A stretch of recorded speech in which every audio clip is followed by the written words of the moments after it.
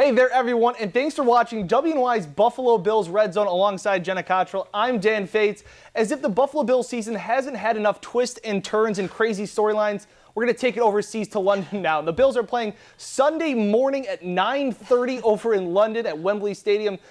And guess what? They're pretty banged up. They got beaten pretty bad last week by Cincinnati. They only scored 14 points without Tyrod Taylor. E.J. Manuel was in charge.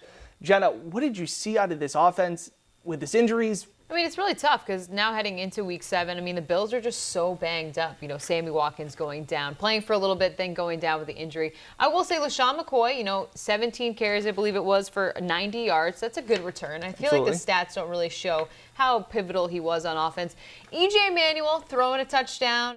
I feel like, this team, it's really tough. I feel like consistency has always been E.J. Manuel's issue, and I feel like now that he is the starter moving forward, going into this week, knowing Tyrod is out, it's just a tough situation. I think the one bright spot I will say is the fact that the Jaguars' third down defense is so bad. They're ranked last in the entire league. Yeah, I think you hit the nail on the head there when talking about LaShawn McCoy. He looked great. Yeah. He started to have that. It didn't look like he had any lingering effects from that hamstring injury. The problem is when you're down by 21 points for most of the game, you can't hand the ball off. So a lot more pressure on EJ, but the offense is one problem. They got problems on the other side, too, and that's the defense. This defense got shredded for 31 more points by Cincinnati. And guess what? It doesn't get any better. They are now giving up over 23 points per game. That's 17th in the NFL. They're giving up over 350 yards per game. That's good for 15th in the NFL. And they only have 9 sacks. Mario Williams talked about it after the game that he said that he set a record probably for dropping back into coverage. He's getting paid $100 million. Yeah. His job's good after the quarterback. He's not supposed to be dropping back into coverage. This scheme that Rex Ryan has put in, it's not working for whatever reason. No. It's too complex. It doesn't seem like anybody's getting it. Now no Kyle Williams. And I go back, somewhere Jim Schwartz has got to be smiling. Oh, absolutely. Especially for him knowing that last year they were first in sacks. Now 9 sacks through 6 games. I just think that, everyone talks about these exotic blitz packages that Rex Ryan brings.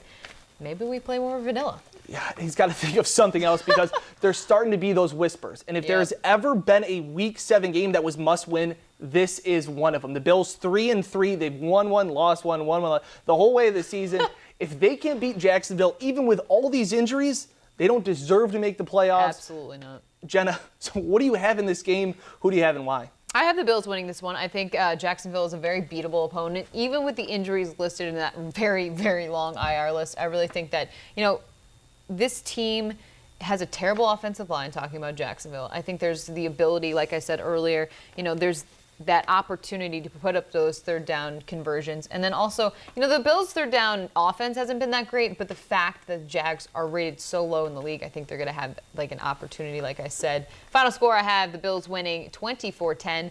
Also going back to it, so like I said earlier, ebb and flow of the Bills season. Right. This is supposed to be an up week. It's supposed to be an up week. Yeah, I'm with you. And this is just on guts of that the Bills need this win. They just simply need the win. Rex Ryan needs this win. There are going to be a whole lot of murmurs around Buffalo if he starts to fall to 3-4 with a loss to Jacksonville. I don't know if this may be more closer to a baseball score of a game than it is a football score. Really? I've got this one as 13-6 in favor of the Bills. Maybe one touchdown. I'm thinking LaShawn McCoy will run one in, but I don't know. This game could be 3-0, 6-3. This could be an ugly game early in the morning. Hopefully not. I mean, 9:30 is an early kickoff time for anyone, but hopefully the Bills' offense is up and ready. Yeah, hopefully the Bills have had their team crumpets, all that fun's out of the way. And hopefully you like getting up early and watching some football. Remember, it's a 9:30 start, and because we're outside of Buffalo and outside of Jacksonville, you need to stream it live on yahoo.com. That's the only way you're going to see it. So make sure you guys enjoy the football. We are both on the Bills' side this week. They need the win. Just make it to the bye week, right? That's it. They just need to get help. That's it.